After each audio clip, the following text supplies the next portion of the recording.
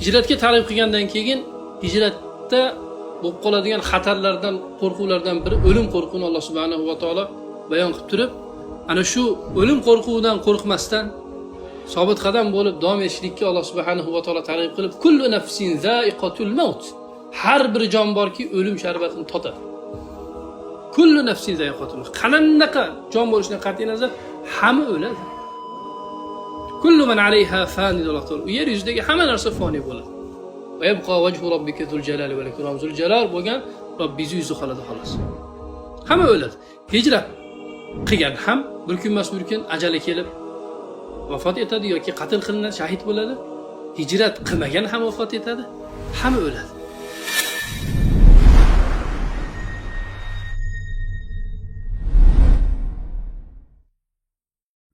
Alloh subhanahu va taolo siz bilan bizga bergan ne'matlari, birodarlar, imkoniyatlari juda ham ko'p. Men nimaga ne'mat haqida to'xtalib o'tyapman, birodarlar? Chunki biz o'zimizdagi imkoniyatlarni his qilmasligimiz, birodarlar, bilolmasligimiz oldiga hadaf qo'yib oldiga yurishligimizdan bizni to'sib qo'yadi. Hammamiz alhamdulillah erkak kishimiz, o'g'il bolamiz, mujohidmiz. Qo'limizdan ko'p ishlar kelishligi mumkin. Faqat bu joyda ajralib turadigan narsa bilasizlarmi nima? Bu narsa to'xtalib o'tishdan avval Shimoliy Koreya bilan Janubiy Koreyani bilasizlar hammalar. Shimoliy Koreya qayerda-yu, Janubiy Koreya qayerda? Ikkalasi ham karis. Ikkalasi ham kofir o'zi aslida. Lekin ikkalasini ajratgan narsa nima? Aytishadiki, o'zgartirishlik uchun bo'lgan iroda. Bu janubiylarda irodasi qattiqroq bo'lgan. Bularda esa eskiligicha bo'yicha, SSRdagi tushuncha nimasi bo'yicha qolib ketgan. Odamlarning hayotida, jamiyatida, hatto inson shaxsiy o'zining hayotidagi o'zgarishni paydo qiladigan narsa nima? Irodani bo'lishlik. Maqsadni bo'lishlik. Iroda paydo bo'lsa-ham inson qilaveradi. Hali o'rislarda ham aytadimi, ko'p aytaman. Если хочешь изменить мир, измени сам deb qo'yadi. To'g'rimi? Agar dunyoni o'zgartirmoqchi bo'lsang, avvalo o'zingni o'zgartirding. Hozir birodarlar, bizda imkoniyatlar juda ham ko'p. O'ylamaylik, biz hozir kichkina joyda Idlibda tor bir joyda turib qoldik. Hech narsa qila olmaymiz. Ko'p narsalar qilsak bo'ladi. Rasululloh sollallohu alayhi vasallamning Madinasi qanaqa kichkina joy edi. Shu o'rinda ham sahobalar ishla olishdi-ku. To'g'rimi? Dinga xizmat qila olishdi-ku. Shunaqa qiyin sharoitda ham. Alloh subhanahu va taolo ayt karimada aytadiki, ya'ni hijrat mavzusiga qisqacha to'xtalib o'tmoqchiman. Amalga tashviq qilishlik, xizmat qilishlikka, hijrat maydonida xizmat qilishlikka tashviq qilishlik bobidan. Alloh subhanahu va taolo ayt karimada aytadiki, ya ibadiyallazina amanu inna ardi wasi'ah fa iyaya fa'budun. Ey meni iymon keltirgan bandalarim. Oyatga ahamiyat qarang. Alloh subhanahu va taolo o'ziga izofa qilib, o'ziga qo'shib aytayapti.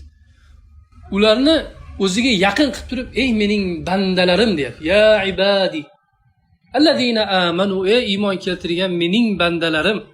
Inna ardi wasi'ah. Albatta meni yerim kengdir. Sizlar meni bandalarimsizlar, yer ham mening yerim. Inna ardi wasi'ah. Qayerga borsanglar ham bu meni yerim. Fa iyaya fa'budun. Shunday ekan sizlar mengagina ibodat qilinglar. Alloh subhanahu va taologa ibodat qilinadigan yer Alloh uchun eng suyukli bo'lgan yer. Qaysi joyda siz Alloh subhanahu va taologa Alloh xohlaganda ibodat qila olar ekansiz, ana shu joy Alloh subhanahu va taologa suyukli bo'lgan yer. Hozir biz yashab turgan shu joyimizda birodar Alloh subhanahu va taologa ibodat qila olamiz. Ibodatimizdan biror man qilmaydi. Jihodimizdan biror man qilayotgan yo'q. Qurolimizni biror olib qo'yayotgan yo'q. Ya fa'budun, mengagina ibodat qilinglar. O'zingizlarni tor nimaga tashlab qo'ymanglar. O'zingizlarni tor mana bu ibodat uchun tor bo'lib qolgan, fitnali bo'lgan joylarga tashlab qo'ymanglar. Mening yerim kengdir. Ya fa'budun, mengagina ibodat qilinglar. Kishini hijratdan to'sishlikka sabab bo'ladigan ba'zi bir sabablar bor. Bu yerda oyat karimada ishora qilingan narsa mening yerim kengdir degan Alloh taoloning so'zidan hijratga targ'ib. Alloh subhanahu va taolo endi insonni biladi-yu. Ala ya'lamu man xalaqa va huval latiful xabir dedi Alloh taolo. Yaratgan narsasini bilmaydimi? U latif, ya'ni nozik narsalardan ham xabardor bo'lgan zotdir. Latif va xabardor bo'lgan zotdir deydi Alloh taolo. Alloh taolo biladi insonni nima narsa jihad maydonida, hijrat maydonida insonni bir zaiflashtirib, bir nima qilib qo'yishligi mumkin. Ulardan birinchisi hijrat maydonidagi o'limdan qo'rqib qolishlik. Alloh taoloning yo'liga chiqdimi inson, endi sobit qadam bo'lib turishligiga monelik bo'lib qoladigan ba'zi bir sabablar borda. Ba'zi bir sabablar bor. O'zi sobit qadamlikni ulamolar aytadiki, ikkita sababi bor. Inson sobit qadam bo'lmay qolishligi uchun. Birinchisi insoniy bir zaiflik, ikkinchisi yoki shak shubhani bo'lishligi. Mana bu oyat karimada insoniy zaiflikka ishora qilinyapti. Hijratga targ'ib qilgandan keyin hijratda bo'lib qoladigan xatarlardan, qo'rquvlardan biri o'lim qo'rquvini Alloh subhanahu va taolo bayon qilib turib, ana shu o'lim qo'rquvidan qo'rqmasdan sobit qadam bo'lib davom etishlikka Alloh subhanahu va taolo targ'ib qilib, kullu nafsin za'iqatul maut. Har bir jon borki o'lim sharbatini totadi. Kullu nafsin za'iqatul maut. Qanaqa jon bo'lishidan qat'iy nazar hamma o'ladi. Kullu man alayha fan Alloh taolo. U yer yuzidagi hamma narsa foniy bo'ladi. Va yabqa wajhu robbika zul jalali val ikrom. Zul jalal bo'lgan Robbingiz yuzi qoladi xolos.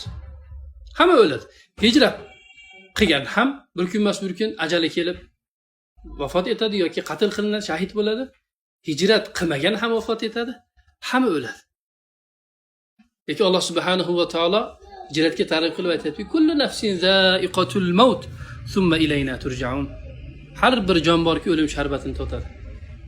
So'ngra bizlarga qaytasizlar deydi.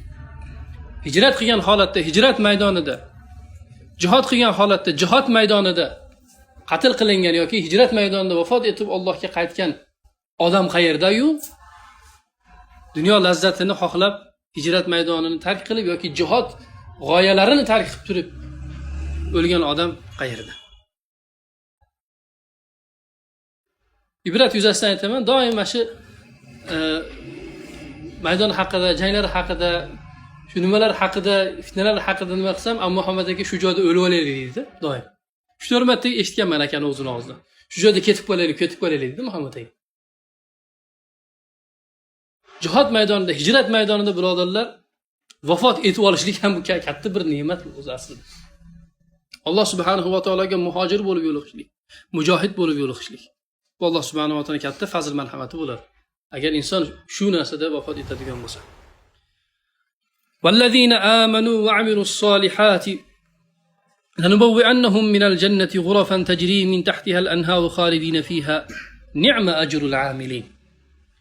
Endi ana shular kimlar?